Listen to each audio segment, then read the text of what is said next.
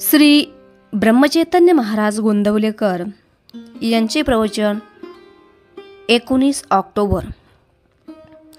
संस्कार कर्मांचा मूळ हेतू. धार्मिक संस्कार फार चांगले असतात, कारण त्यांनी आपल्या मनाला वळण लागते. प्रत्येक धर्मामध्ये संस्कार असतातच. ज्या मनुष्याला संस्कार नाही तो कोणत्या धर्माचा नाही, मग तो आस्तिक असो व नास्तिक असो.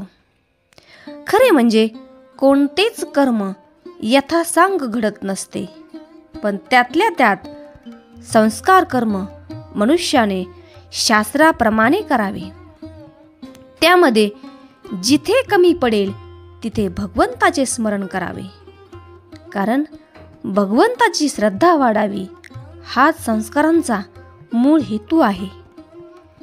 संस्कार करीत असताना जरूर असलेला धार्मिक विधी तर करावाच, पण ज्यांना आपल्याविषयी प्रेम आहे असे आणि आपल्याला ज्यांच्याविषयी प्रेम आहे असे जे लोक आहेत त्यांना जेवायला बोलवावे. लौकिक मात्र वाढू नये. वाईट ते सोडणे आणि चांगले ते धरणे हाच संस्कारांचा मुख्य हेतू. संस्कार हे भगवंताचे स्मरण करून देतात. समाज हा बंधनाशिवाय राहू शकत नाही. आम्हाला बंधने नकोत असे म्हणणारे लोक वेडे आहेत. बंधनामुळेच आपल्या धर्माला सनातनत्व आले आहे. म्हणून बंधनांना अतिशय महत्त्व आहे. धर्म हा कधीच बुडत नसून बंधने बुडत जातात. सध्या बंधने बुडत चालली आहेत. पूर्वी धर्मावर श्रद्धा होती म्हणून इतक्या सुधारणा नसून सुद्धा स्वास्थ्य होते. पण आज बाहेरच्या जगात पुष्कळ सुधारणा झाल्या तरी त्या सुधारणांना धर्माचा पाया नसल्यामुळे मानवाला स्वास्थ्य नाही. अलीकडे काही लोक असे म्हणतात की समाज जसा बदलेल तसे नीतीचे नियम बदलायला पाहिजेत. पण अध्यात्मविद्या असे सांगते की नीतीचे नियम कायमच आहेत.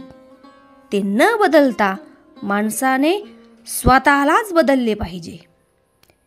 एखाद्या समाजाचा पाया बौद्धिक असू शकेल किंवा पैसा असेल, पण ज्या समाजाचा पाया धर्म आहे त्या समाजाला खरे समाधान लाभेल.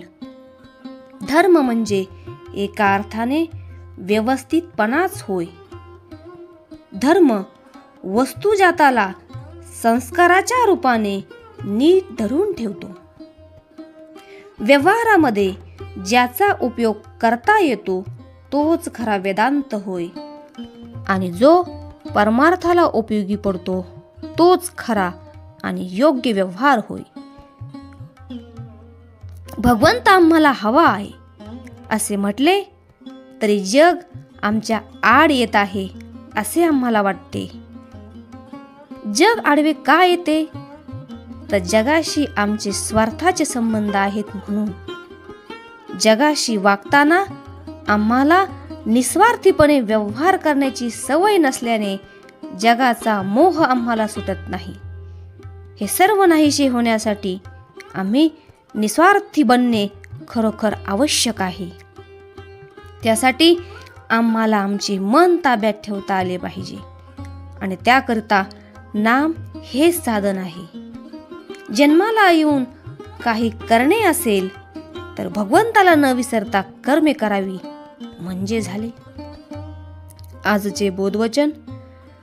नामात जो प्रपंच करील त्याचाच प्रपंच पूर्णत्वाला जातो. जानकी जीवन स्मरण. जय जय राम.